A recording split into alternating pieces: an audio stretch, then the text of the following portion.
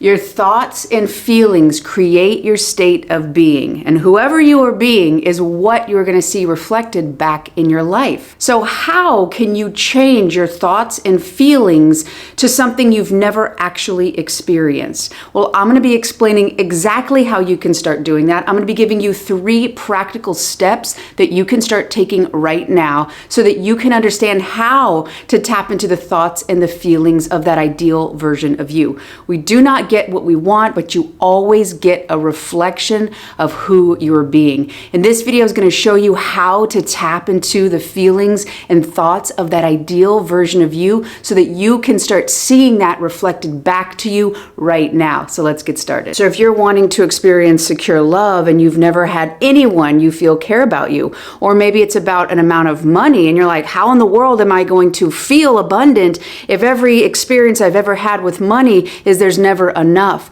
Well, you've got to understand that you're not wanting to manifest a person or money or a house. It feels like it because there's a correlation, there's an attachment. If I had that person, then I would experience something emotionally. If I had that money, it would bring to me an emotional experience. So you got to get really clear on this or it's going to be very abstract. You're going to actually feel separate from it, which is going to create more and more resistance. Because of your perceptions, you do not see the world as it is. You don't see it with your eyes. You see the world, your reality right now, through your mind. And whatever experience you had up until now, heavily based in your childhood, that's how you're going to see the world. So you've got to start understanding what it is you're looking for. So when it comes to a person, well, that person, what end emotional experience? If you had that secure, loving relationship, what end emotion would you have? If it's about money, you don't want $1 million just literally sitting in your house and continue living the same way you do. You have an idea of what experience emotionally that you're going to have. So for example, for me, I continually wanted to manifest a relationship, and people would come into my life and it wouldn't be what I wanted, and I thought, oh, okay, it's just not them. If I wait, that person's going to show up and then I'm going to feel differently. So I continued to be the same way, hoping and thinking of a person, boop, boop, boop, boop. But that wasn't really what I was wanting. I was wanting to feel loved. I was wanting to feel safe. I was wanting to feel appreciated. And I thought if I found the right person, they would bring to me those experiences. So the first thing in that was to understand what I was really looking for. That if your life is a giant mirror, if your thoughts and your feelings are what is going to be sent out into the quantum field, into the universe, and it's going to be mirrored back to you, well, I got to understand what I'm looking for. And I've got to start being those in myself. The first big thing for me was to simply understand what it was that I was looking for, or I would have kept looking for a person. But what I was looking for was an emotional experience. And again, we could look at the situation with money. What is it about? Is it about feeling safe? Is it about security? Is it about freedom? All of those are good. Whatever you're looking for in these experiences is wonderful.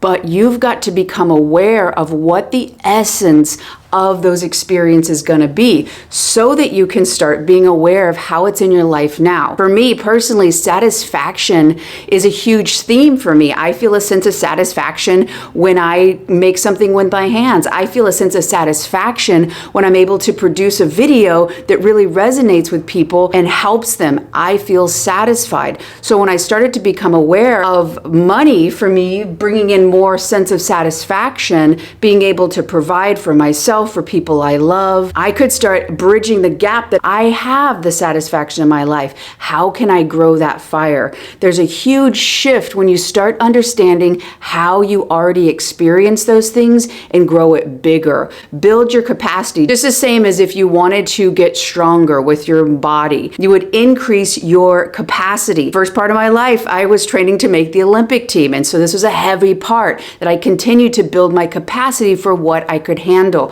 my base level of strength. So if you can start to tap into the idea that you're not looking for a person, you want to feel appreciation, you want to feel adored, you want to feel loved.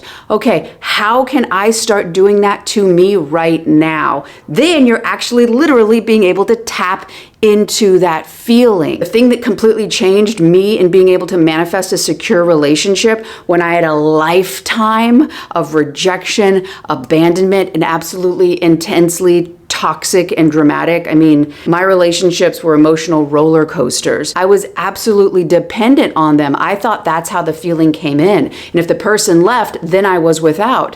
What shifted it for me was understanding that I am the source of whatever's getting reflected back. I have to appreciate myself. I have to love myself. I have to feel deserving of love in order to see that reflected back. And as I started creating that space and valuing myself more, that's what opened up my ability to actually perceive of somebody who was emotionally available, because I started doing it to myself first. The second thing you can do to start to be that version you right now and tap into those feelings is to understand who you'll actually have to be. Let me explain what I mean, because this is such a massive mistake that most people miss, understandably, but I want to clear it up to you so that you don't spend any more energy making this mistake. This version, which is heavily based actually on my old self-concept, is I believe that everyone's going to abandon me.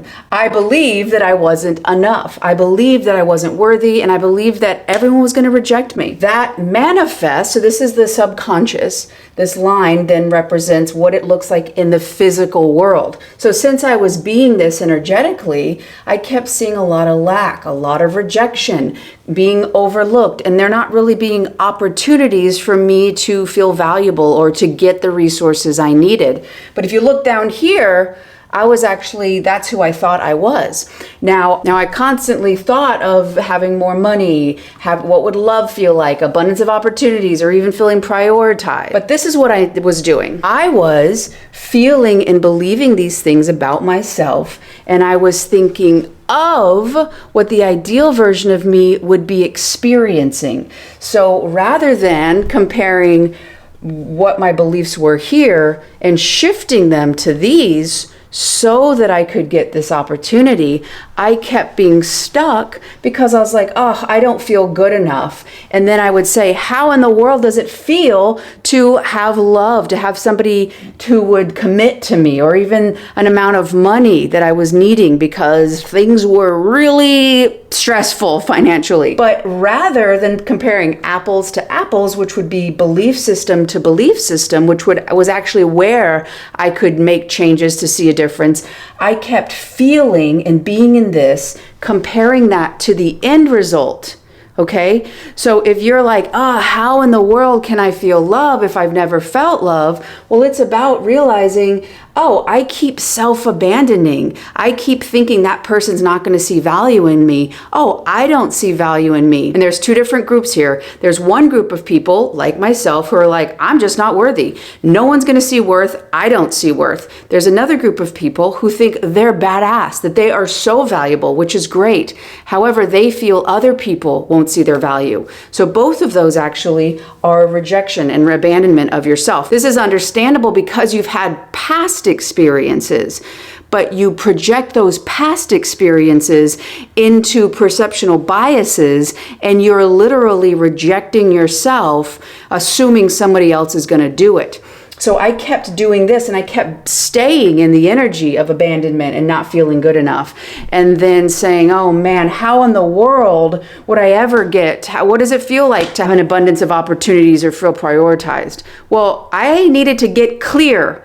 Who do I need to be? What thoughts, what beliefs, what feelings do I need to have? Because this is the second part. This is step one. You've got to start feeling and thinking these ways to produce this. So if you're like, oh my gosh, how can I feel like I have $1 million? How can you feel worthy?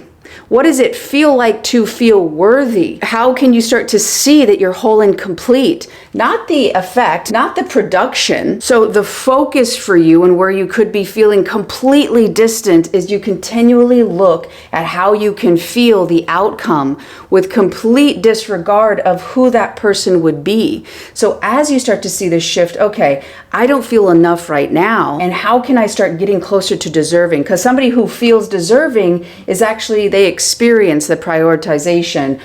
Somebody who can trust themselves can actually start looking out and taking action in the world, which is going to give you more feedback, so you can start tapping into the abundance of opportunities. But if you stay in the same belief system, you stay in the same mindset, you literally see the same thing, and you're thinking of the end result, you completely miss your power, and it can feel so overwhelming. Which brings us to the third point, which is to really look at the resistance you have. Why is it that you feel that you're unworthy and that you're not deserving, or maybe that everyone will abandon you? What proof, what memory, what experience, the primary one, what comes up, what story is attached that no, I can't actually be that way?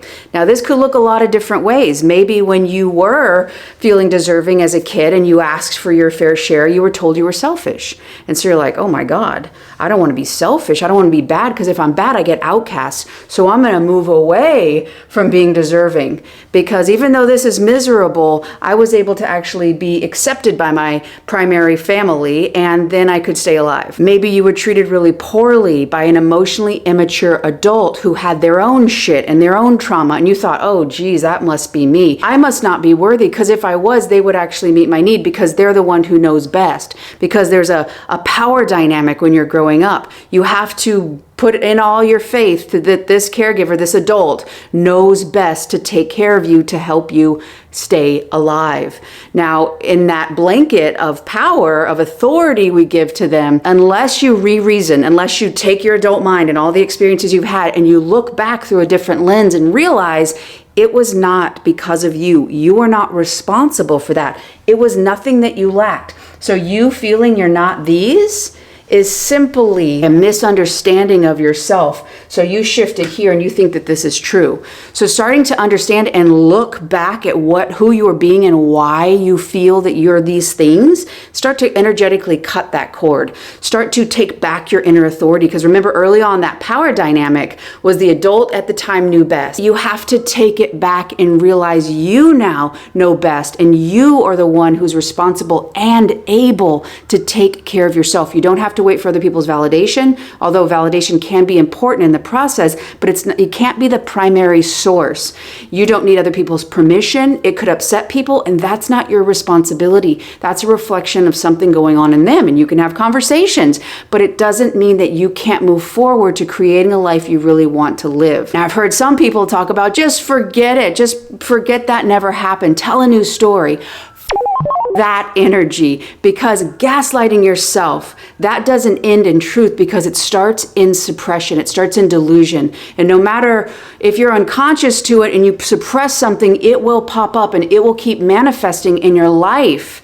And you'll be really, really, really frustrated, because until you let go energetically of this being you and you re-identify, and a lot of that's going to be Dr. Joe. He basically says, meditate out of it. Remember who you are by tapping into the quantum field, the void. So when you do that, you can go about it whatever way you want. What you need to let go of this, that's what I encourage you to do. For me, it was about going back to the past and re-relating to that situation so that I could cut the cords energetically and step into this. Then it felt safe for me to do that. Other people could meditate it away. But telling yourself it never happened is a very dangerous way, in my opinion, to gaslight yourself. And that is the opposite of self-trust. And that energy still remains in your body. And what do we know? How you think and how you feel, even unconscious feelings, that's what you're going to see reflected back in your life. So dive in and release that resistance. Let it go by re-reasoning, re-relating, stepping into your authority and moving in that way right now. If you want a little bit more support on how to be that ideal version of you moment to moment, this next video right here is going to break it down. I love y'all. Thank you for watching. If you haven't done so already, like this video and join this community. I'll see you on the next one.